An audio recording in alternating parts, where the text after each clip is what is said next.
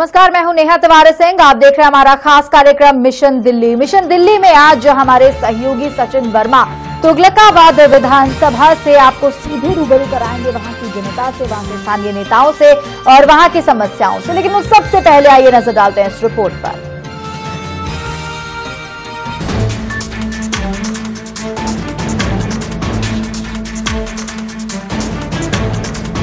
VIP news की खास पेशकश। मिशन दिल्ली में आज बात तुगलकाबाद विधानसभा सीट की होगी। तुगलकाबाद विधानसभा साउथ दिल्ली की सीट के अंतर्गत आती है। ये सीट 1993 में अस्तित्व में आई। 70 विधानसभा सीटों में से ये सीट बीजेपी के लिए काफी अहम है, क्योंकि इस विधानसभा सीट से 2003 से लेकर अब तक बीजेपी का ही कब्जा रहा। इस सीट से पहला चुनाव 1993 में आजाद उम्मीदवार के तौर पर शीशपाल ने जीता था। 1998 में शीशपाल ने कांग्रेस का हाथ थामा और इस सीट से जीत दर्ज की। लेकिन 2003 से बीजेपी के रमेश भिदुड़ी ही जीतते आ रहे हैं। पिछले चुनाव में इस सीट पर बीजेपी के रमेश भिदुड़ी 34,000 वोटों के साथ पहले स्थान पर रहे। लेकिन इस सीट पर हैरान करने वाली बात यह है कि सत्ताधारी आम आदमी पार्टी हो या कांग्रेस, दोनों ही सीट पर बैकफुट पर नजर आए। इस सीट पर बीएसपी के सहीराम 28,000 वोटों के साथ दूसरे नंबर पर रहे। आम आदमी पार्टी के मनोज कुमार को 12,465 वोट मिले। कांग्रेस इस सीट पर चौथे नंबर पर खिसक गई। कांग्रेस के ओम प्रकाश मात्र 9,781 वोट ही पा सके।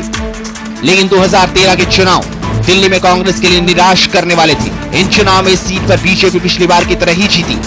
लेकिन यह बात हैरान करने वाली थी कि सत्ताधारी आप और कांग्रेस चुनाव में मुकाबले में भी नहीं रह सके। पिछली बार की तरह इस बार भी बिजली, पानी, सड़कों को पार्टियां अहम मुद्दे मान रही है। केजरीवाल के 49 दिन के सरकार और केंद्र में नरेंद्र मोदी आने के बाद एक बार फिर दिल्ली के समीकरण बदलते हुए नजर आ रहे हैं। हालांकि तारीखों का ऐलान नहीं हुआ, लेकिन सबकी निगाहें दिल्ली के मुख्यमंत्री की गद्दी पर लगी हैं। अब देखना होगा कि इस सीट पर जनता कमल को हाथ में लेती है या फिर झाड़ू को। Bureau report, VIP news. तो बीजेपी के रमेश भिदुड़ी लगातार 2003 से तुगलकाबाद विधानसभा सीट से चुनाव जीतते आ रहे हैं और इस बार लेकिन क्या कुछ होगा, किस तरह के सियासी समीकरण बनेंगे, जानने की हम कोशिश करेंगे। हमारे साथ इस वक्त स्टूडियो में हमारे वरिष्ठ सहयोगी सुजीत झा मौजूद हैं। सुजीत जी, जिस तरीके से तुगलकाबाद सीट की हम जब बात करते हैं तो बीजेपी का यहां पर कब्जा रहा है। उससे पहले कई बार सत्ता पलटी, कभी किसी के पाले में गेंद गई, कभी किसी के पाले में, लेकिन इस बार क्या कुछ हो सकता है? देखिए, तुगलकाबाद का नाम जब भी जहन में आता है तो वही चीज सामने आती है, बिजली, पानी, सड़क। यहां पे पानी की बहुत बड़ी समस्या है। सड़कों, खस्ताहाल सड़कें से हम सभी वाकिफ हैं। बिजली भी एक बहुत बड़ी समस्या है यहां पे। तो यही तीन मुद्दे खासकर यहां पे हावी रहेंगे। इस बार भी कुछ ऐसा ही लग रहा है। हालांकि बीजेपी ये नहीं मान रही है। आम आदमी पार्टी इन्हीं मुद्दों को फिर मुद्दा बनाएगी, क्योंकि पिछली बार इन्हीं मुद्दों के सहारे वो आगे बढ़ी थी, लेकिन उनको वो सफलता हाथ नहीं लगी थी, क्योंकि परंपरागत सीट रमेश भिदुड़ी लगातार इस पे मूव आउट करते रहे हैं। इस बार भी रमेश भिदुड़ी को उम्मीद है कि ये सीट निकाल ले जाएंगे। लेकिन सियासी करवट किस तरफ बैठेगा, ऊंट किस करवट बैठेगा, ये तस्वीर साफ हो पाएगी जब चुनाव का ऐलान होगा। तो कहीं ना कहीं रण क्षेत्र में नेता कूद तो चुके हैं, लेकिन तारीखों का इंतजार कर रहे हैं। लेकिन जो मुद्दे होते हैं, बिजली, पानी, सड़क, ये अहम मुद्दे होंगे। बिल्कुल भ्रष्टाचार के मुद्दा भी रहेगा। आप बिजली बिल का जो मुद्दा लगातार आता रहा है, मीटर को लेकर तमाम समस्याएं आती रही हैं। पिछली 49 दिनों की सरकार में केजरीवाल ने जो बिजली के बिल को माफ करने की बात कही थी और काफी हद तक उस पर काम भी किया था। पानी की समस्या को हल करने की बात कही थी, उस पर भी काम हुआ था। लेकिन तुगलकाबाद की जनता ने उन्हें उनका साथ नहीं दिया, क्योंकि ये परंपरागत सीट थी। लेकिन इस बार समीकरण बदलते हुए कुछ नजर आ रहे हैं। 15 साल तक सुजीत जी यहाँ पर कहीं ना कहीं देखा जाए, अगर कांग्रेस का शासन रहा है दिल्ली में, तो क्या आपको लग रहा है कि इसके चलते कहीं ना कहीं तुगलकाबाद के साथ कुछ ना कुछ नाइंसाफी कर बैठी कांग्रेस की सरकार, क्योंकि 2003 से रमेश भिदुड़ी लगातार जीत रहे थे? देखिए, इस तरह की चीजें अक्सर होती हैं। अगर आप सिटिंग वहां पे एमएलए हैं, अगर आप दिल्ली की सरकार में विपक्ष में हैं, लेकिन जो सरकार वहां की रहती है, अगर वो बीजेपी का इलाका है, सरकार अगर कांग्रेस की रहती है, तो तमाम इस तरह के आरोप प्रत्यारोप लगते रहते हैं। लेकिन हमारा हाल कुछ हरियाणा की तरह नहीं है कि विधायक फंड नहीं होता, यहाँ विधायक फंड होता है। तो आप विकास की बात कर सकते हैं और उसको अमली जमा पहना सकते हैं, उसको उस रथ को उस पहिए को आगे बढ़ा सकते हैं कहीं ना कहीं। तो विकास तो आपको करना ही होगा अगर आप सिटिंग एमएलए हैं। सरकार का सहयोग रहता है, तमाम लेके, लेकिन वहां पे जितना भागीदार सरकार होगी उतनी भागीदार सिटिंग सरकार होगी, उतनी भागीदारी सिटिंग एमएलए की भी होगी। तो कहीं ना कहीं दोनों को हाथ मिला के चलना होगा, तभी इलाके का विकास होगा। नहीं तो आप सड़कें बनाने का काम एक फंड तो रेज कर देंगे, लेकिन वो अगर पास नहीं होगा सरकार की तरफ से, पीडब्ल्यूडी की तरफ से, दूसरे विभागों की तरफ से, तो वो फिर अधर में लटका रह जाएगा और समस्या वहां भी आएगी। अगर आप सड़कें बना भी देंगे तो सड़कें कब खुलेंगी, अब उसको लेकर रशाकसी शुरू हो जाएगी कि आधारशिला हमने रखी और इसका रिबन काटना है, तमाम तरह की बातें होती हैं। ये तमाम समस्याएं हैं, लेकिन क्षेत्र का विकास अगर आप सिटिंग एमएलए हैं तो आपको ही करना होगा। ये तमाम समस्याएं आपको ही देखनी होंगी। बिल्कुल, और इन समस्याओं के लिए जनता जिस तरीके से जवाब मांग रही है, अपने सिटिंग एमएलए हो चाहे बाकी नेताओं जो वोट के लिए वहां पर आते हैं, आखिर क्या कुछ कहना है तुगलकाबाद की जनता का। हमारे सहयोगी सचिन वर्मा के पास सीधे आपको लिए चलते हैं और उन्हीं से जानते हैं। सचिन, आपसे जानना चाहेंगे, आप इस वक्त वहां दिन भर से हैं, क्या कुछ हलचल इस वक्त वहां पर? बिल्कुल, देखिए नेहा, अगर तुगलकाबाद की बात करें तो यहाँ से रमेश विधुड़ी जो हैं, जो कि सांसद बन गए हैं इस विधानसभा से, वो 2003 से लगातार विधायक चुने जा चुके हैं। और इस स्थिति की बात करें तो यहाँ से जब से वो सांसद बने हैं तब से लोगों का ये मानना है कि समस्याएं इतनी ज्यादा तो नहीं है, लेकिन जो स्थिति है कहीं ना कहीं कुछ चीजें हैं जिनमें सुधार करने की आवश्यकता है। जैसे पानी का मुद्दा हो गया, शिक्षा की अगर बात करें तो शिक्षा का वो स्तर नहीं है जो होना चाहिए, स्कूल में टीचर्स उतने ज़्यादा नहीं हैं जो होने चाहिए। लेकिन ये है, लोगों का ये मानना है कि विधायक जी ने प्रयास ज़रूर किए हैं। कभी सरकार नहीं बनी है 1998 से लेकर अब तक बीजेपी की, लेकिन ये स्थिति है कि विधायक से एमपी बनने के बाद सांसद साहब की कोशिश ज़रूर है यहाँ से रमेश विधुड़ी की कि वो जनता को वो सुख सुविधाएं दे सकें जो यहाँ पर मिलनी चाहिए।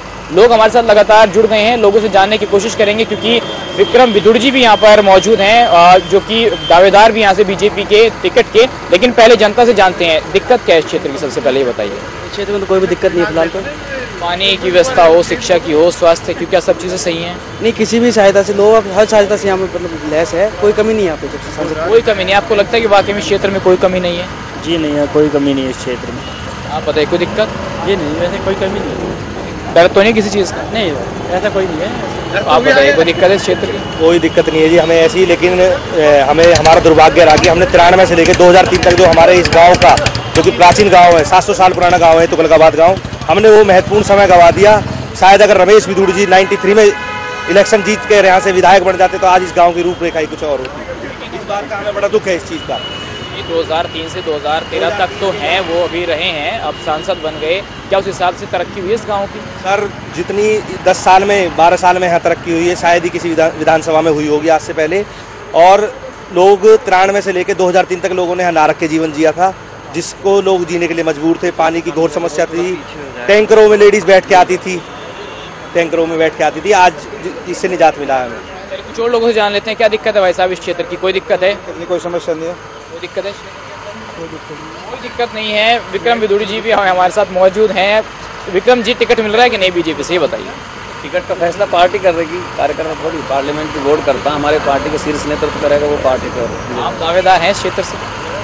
मैं कौन होता हूँ? वो पार्टी तय करती है दावेदार कौन होना चाहिए कौन नहीं। वो पार्टी का सर्वे होता है, पार्टी के जो शीर्ष नेतृत्व बैठ कर तय करता है और सब कार्यकर्ता उसका फॉलो करते हैं। अगर आपको टिकट दिया जाता है तो तैयार हैं चुनाव लड़ने के लिए? तो तैयार है, पार्टी जो भी जिम्मेवारी देगी उसका हंसकर पालन करेंगे।